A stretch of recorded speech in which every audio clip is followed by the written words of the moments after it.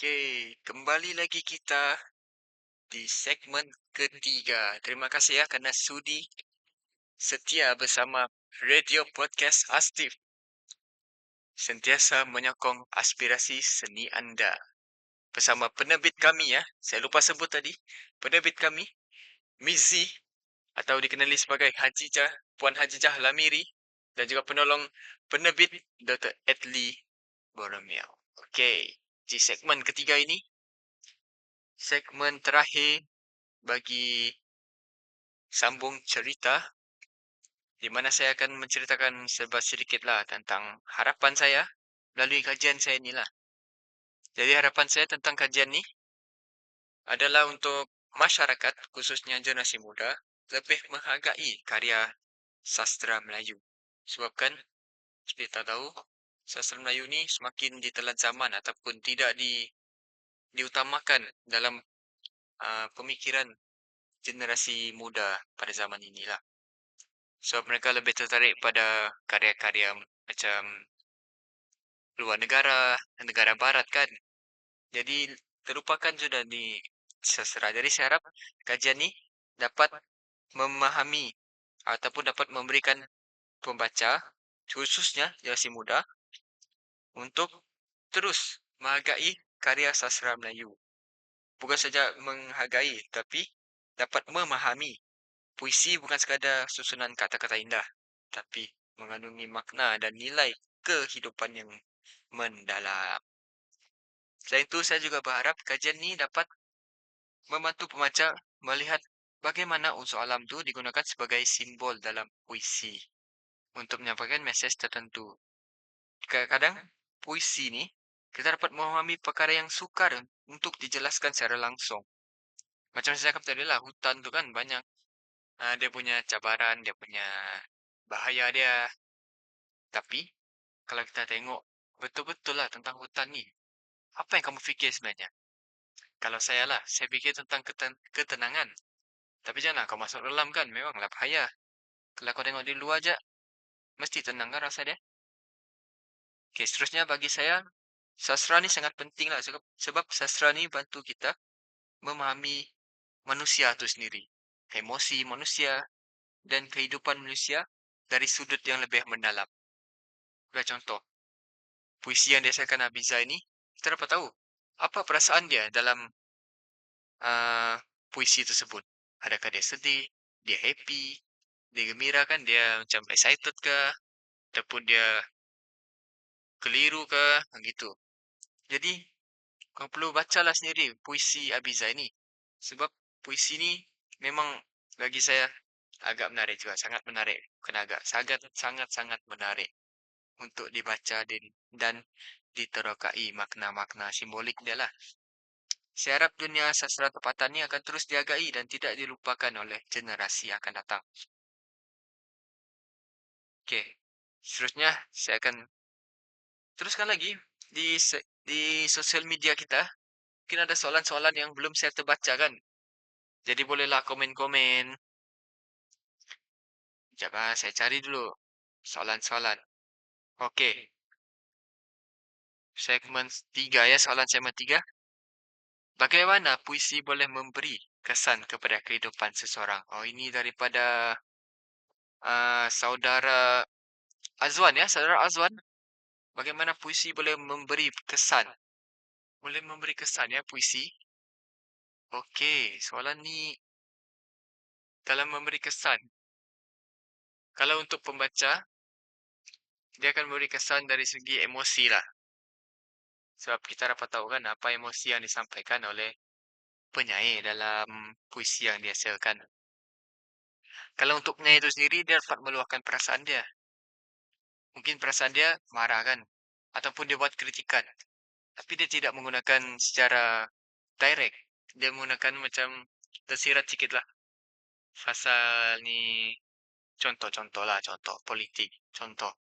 Dia akan menggunakan kata-kata tersirat, kata-kata yang tidak direct to the point.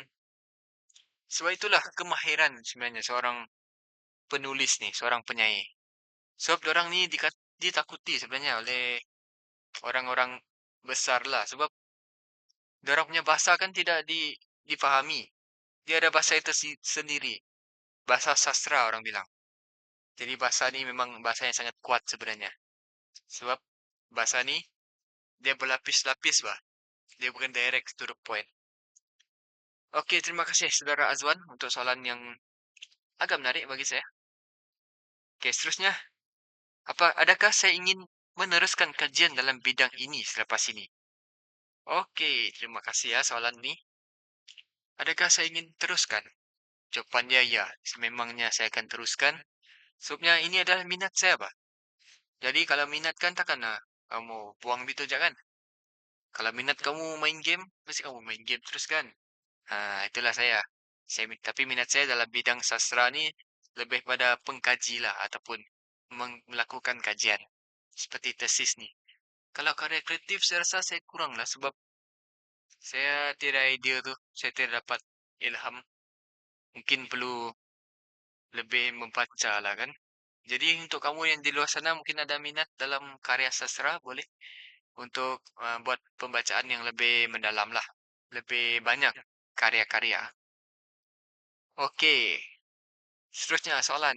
Apa nasihat saya kepada pelajar lain yang sedang menyiapkan tesis? Oh, okey. Nasihat.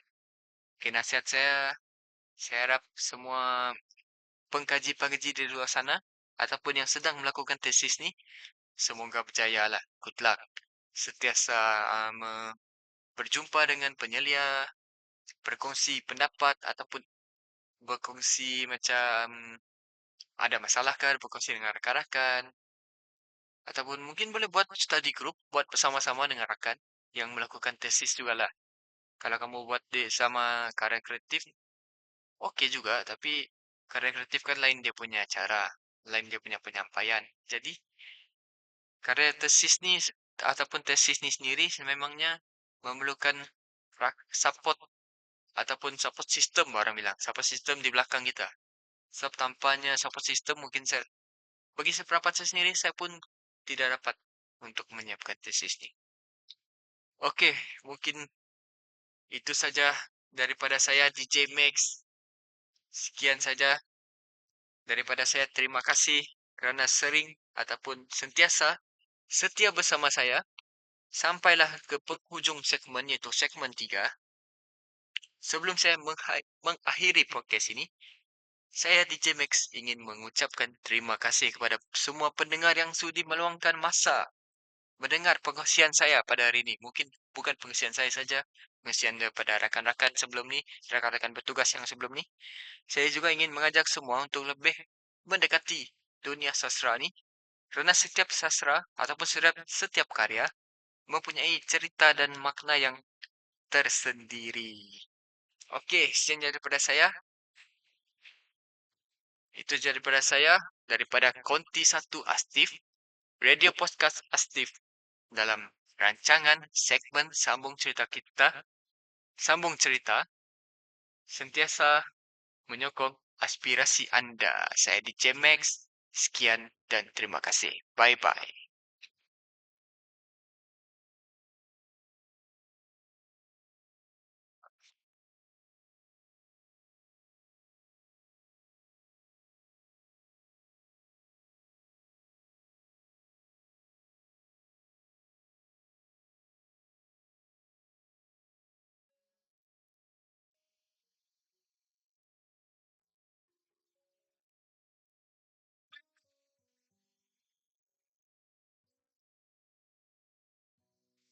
Terdiam aku di sini, menahan semua rasa.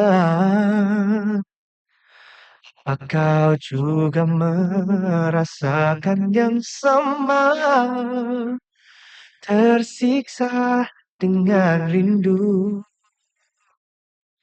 Jangan jauh dari diriku, tak mampu ku menahan rasa jauh darimu. Tolong dengarkan aku.